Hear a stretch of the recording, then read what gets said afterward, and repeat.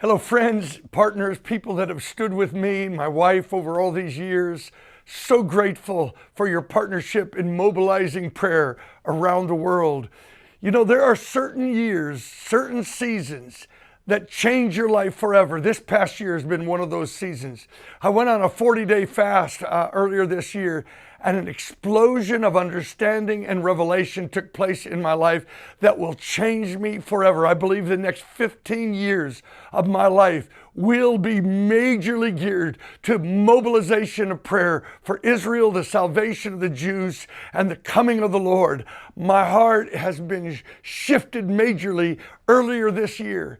And then again this year with the mobilization of prayer for this case that could possibly end Roe v. Wade. What an astounding moment. We're actually living in that very moment as I speak right now. But one of the most life-changing, and in this case agonizing moments of our life was just recently.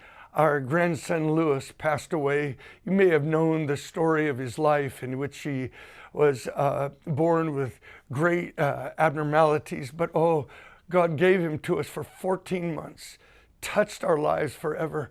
Our grandchildren that just kissed that boy. There was nothing like it. I want to thank you, many of you, for giving condolences, carrying us in your prayers and in your heart.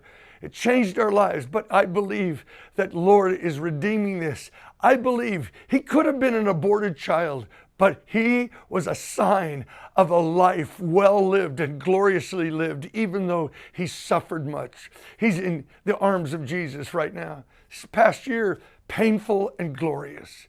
And now as we set our sights to this next year, you look at certain seasons, and this one seems like a culmination here. We're mobilizing prayer. You know, it's the 100-year anniversary of William Seymour passing. And he prophesied that in 100 years, a revival far eclipsing Azusa Street is going to come. We are galvanizing and praying that the African American church will rise up into its inheritance. This could be days of great glory coming to America. We're headed to this send in Kansas City, where Arrowhead Stadium, we're daring to believe that God, this could be a tipping point, the dream of 80 million souls, 200,000 laborers. The LEM is at the very root of this movement going forward. We're calling for a global 40-day fast, taking communion 40 days and commanding Israel, the nations, commanding America, behold the Lamb of God that takes away the sins of the world. We've had dreams. This year on this mountain, a veil will be removed across all nations.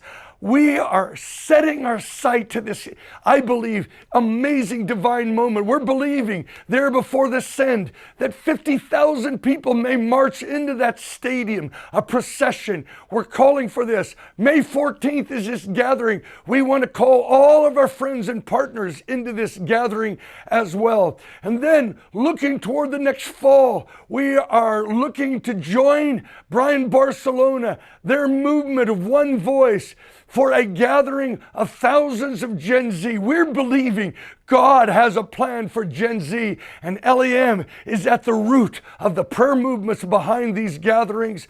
Also this year, as we prayed for the ending of abortion, the Lord had challenged us for the last 20 some years, maybe 17 years, that there needed to be 1 million adoptions. Well, there is a whirlwind going on in Kansas City right now concerning this, and we want to help establish a justice house of prayer for orphans, for foster care, for adoptions. We're believing this is the heart of God, and we are asking you, would you help us launch this justice house of prayer? Many of you could maybe even fund the whole thing. I don't know, but would you help us establish a justice house of prayer for children? And so as we set our sight into this, I believe, a divine season of God activity, would you join us and partner with us for a year-end offering, an offering to catalyze and to ignite and launch LEM into maybe one of its most fruitful years we've ever seen? We need you. Help us here at the end of this year. Launch us into 2022.